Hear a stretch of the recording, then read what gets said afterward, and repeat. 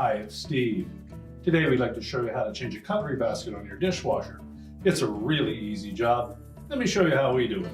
Now to do this repair, we'll simply open the dishwasher up, remove the old cutlery basket and discard it, or you may decide to repurpose it as a tool holder or something for drying paintbrushes in. There are a multitude of uses that you could use that cutlery basket for.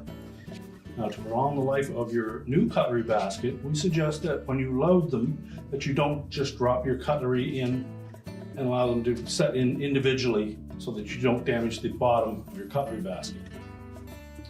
We'll also suggest that you make use of these grills that will separate your cutlery and that will give you a better wash. We'll also suggest that you put your cutlery in with handles down and the working end of your cutlery pointing up.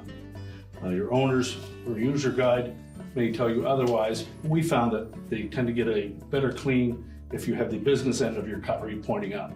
Just be cautious with sharp knives. Simply place the new cutlery basket back in the rack. We'll close it up.